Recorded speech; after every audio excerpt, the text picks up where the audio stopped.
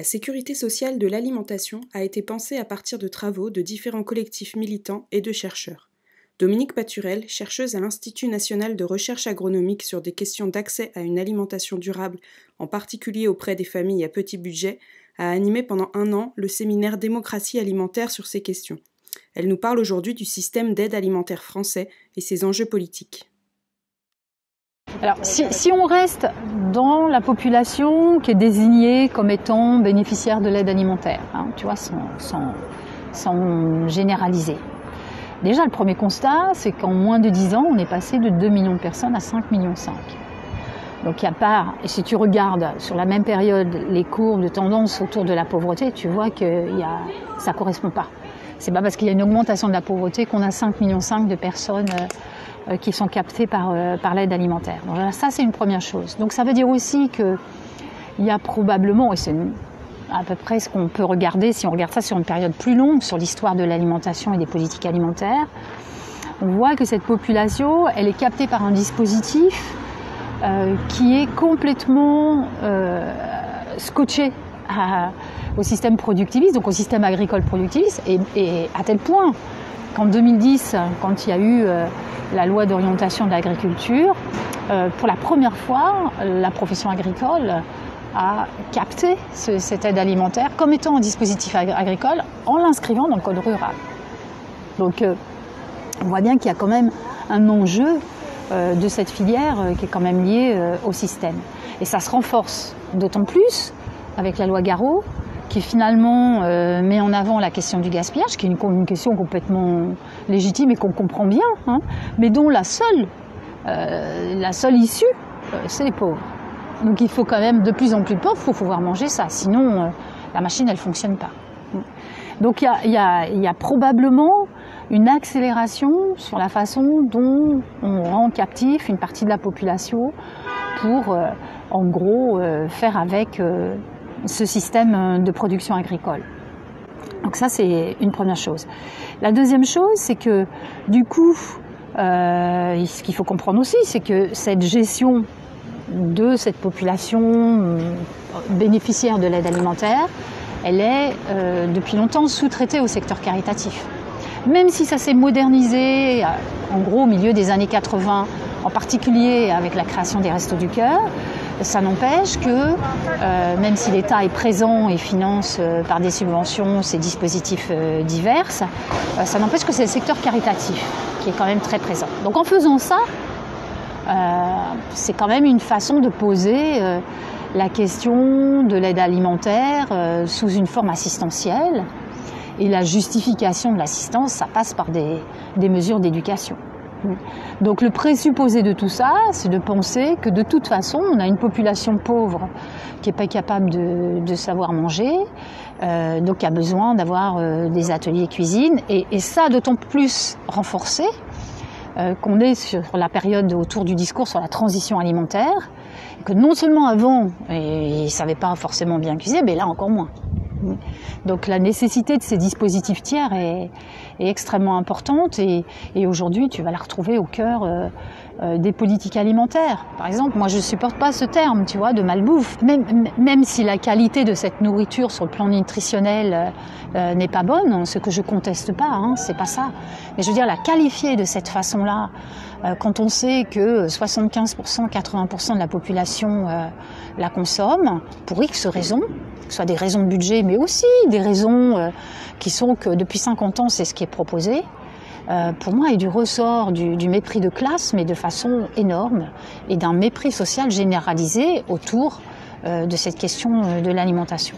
Donc, du coup, l'enjeu d'une allocation qui permettrait d'accéder à ces produits plus compliqués, tu vois, qui sont les fruits, les légumes et d'autres produits frais, je sais pas moi, le fromage, etc., la viande.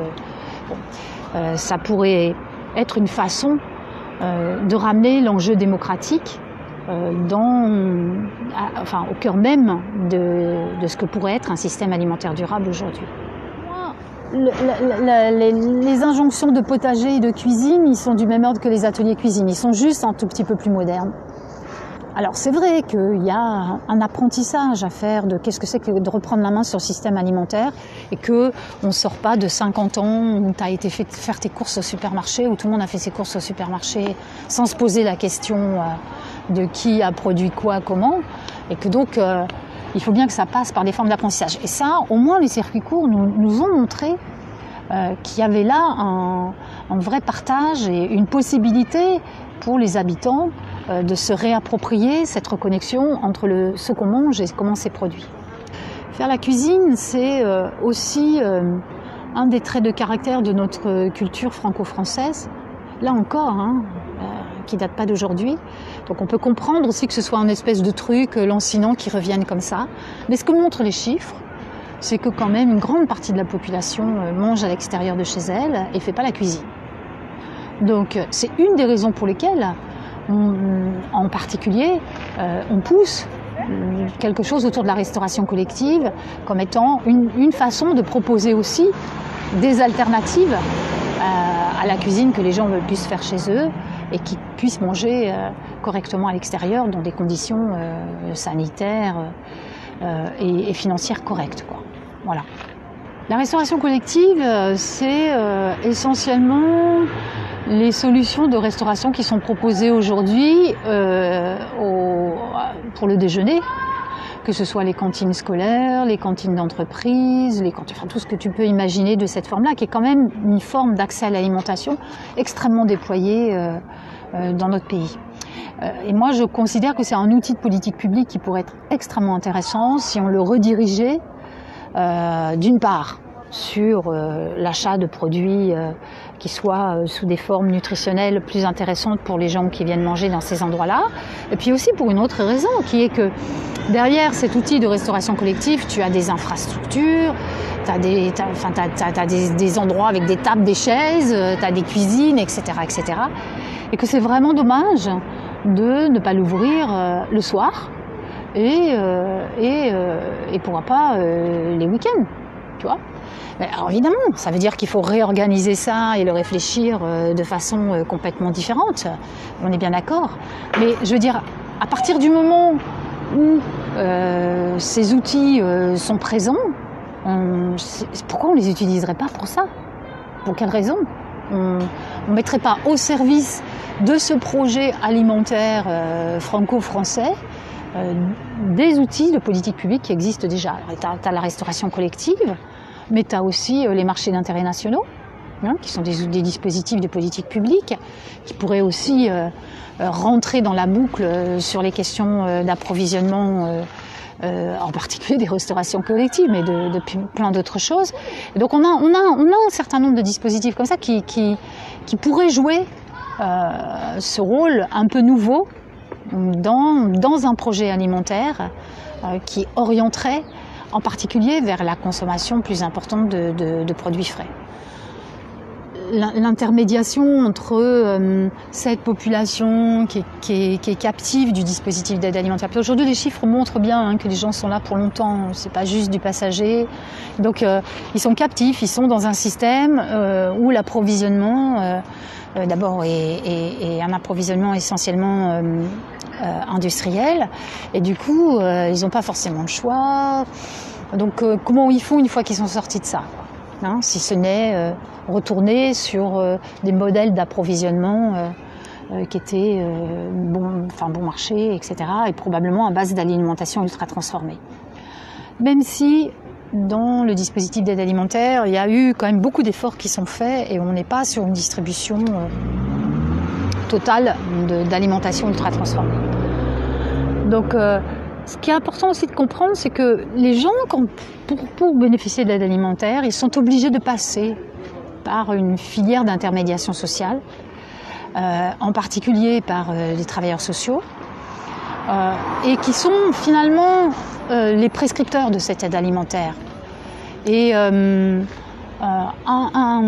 disons, une des directions qui serait intéressante, ça serait celle de pouvoir réintervenir dans la formation des travailleurs sociaux, dans la formation de base, mais aussi dans la formation continue, d'une part pour qu'ils prennent conscience de ce rôle de prescription dans lequel ils sont, Et je pense que pour une partie d'entre eux, ce rôle de prescripteur est un rôle qu'ils n'aiment pas forcément, hein, avec lequel ils ne sont pas forcément à l'aise. Mais surtout leur montrer que ça devient vital que l'alimentation ne soit plus traitée simplement comme un moyen d'accompagnement social, mais qu'il y a un enjeu autour de l'alimentation qui est vraiment celui d'entrer dans un processus de transformation sociale de la société qui va prendre en compte les enjeux de changement climatique, ou pour le dire autrement, qui va prendre en compte les enjeux écologiques. Et pour l'instant, on est dans des mondes séparés là-dessus et on ne voit pas dans ce monde du travail social et dans la formation autour du travail social la prise en compte de ces enjeux-là. En France, en particulier, de façon très forte, parce qu'on le voit dans d'autres pays. Je pense à des pays comme on le voit un petit peu en Espagne, on le voit aussi un peu en Angleterre. Ça, je pense que ça ferait aussi beaucoup bouger les choses si on arrivait à lever ce levier. Et de toute façon, il faudra bien qu'il se lève, quoi, parce que ça va pas pouvoir continuer comme ça. Et puis la deuxième chose, c'est aussi parce que les étudiants en travail social, les jeunes étudiants en travail social, ils sont comme les autres étudiants de leur génération, et eux, la question écologique fait souvent partie de leur réflexion. Donc, d'une façon ou d'une autre, les choses seront bien obligées de bouger, mais ça serait bien si on pouvait y arriver beaucoup plus vite. Et pour l'instant, dans les différents essais qu'on a pu faire, on peut pas dire qu'on a des résultats probants. Voilà.